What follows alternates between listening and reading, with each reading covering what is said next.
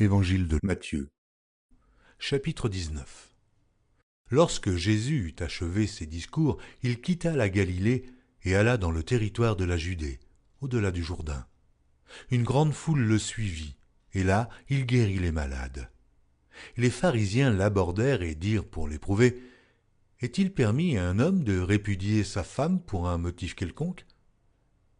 Il répondit, « N'avez-vous pas lu que le Créateur, au commencement, fit l'homme et la femme, et qu'il dit, c'est pourquoi l'homme quittera son père et sa mère et s'attachera à sa femme, et les deux deviendront une seule chair.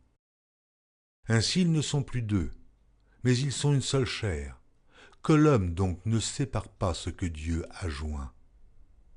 Pourquoi donc, lui dirent-ils, Moïse a-t-il prescrit de donner à la femme une lettre de divorce et de la répudier?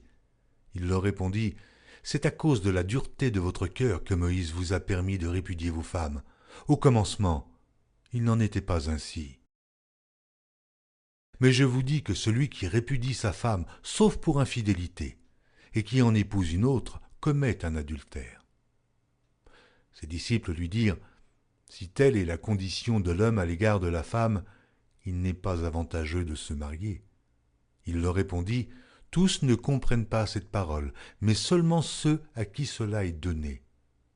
Car il y a des eunuques qui le sont dès le ventre de leur mère.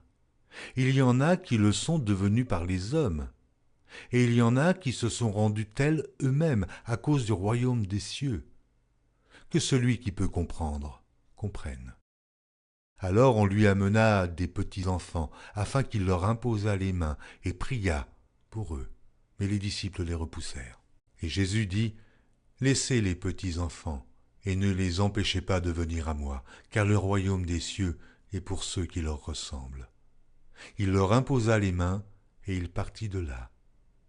Et voici, un homme s'approcha et dit à Jésus, « Maître, que dois-je faire de bon pour avoir la vie éternelle ?» Il lui répondit, « Pourquoi m'interroges-tu sur ce qui est bon? Un seul est bon. Si tu veux entrer dans la vie, observe les commandements. » Lesquels, lui dit-il? Et Jésus répondit, « Tu ne tueras point, tu ne commettras point d'adultère, tu ne déroberas point, tu ne diras point de faux témoignages, honore ton père et ta mère, et tu aimeras ton prochain comme toi-même. » Le jeune homme lui dit, « J'ai observé toutes ces choses, que me manque-t-il encore ?» Jésus lui dit, « Si tu veux être parfait, va.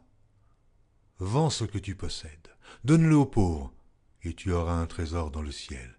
Puis, viens et suis-moi. » Après avoir entendu ces paroles, le jeune homme s'en alla tout triste, car il avait de grands biens.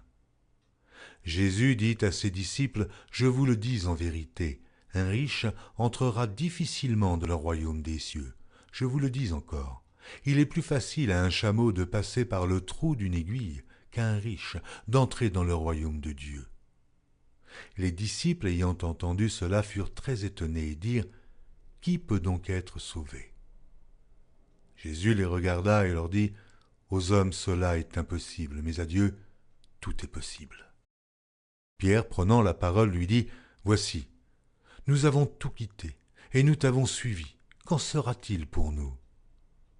Jésus leur répondit, « Je vous le dis en vérité, quand le Fils de l'homme, au renouvellement de toutes choses, sera assis sur le trône de sa gloire, vous qui m'avez suivi, vous serez de même assis sur 12 trônes, et vous jugerez les 12 tribus d'Israël.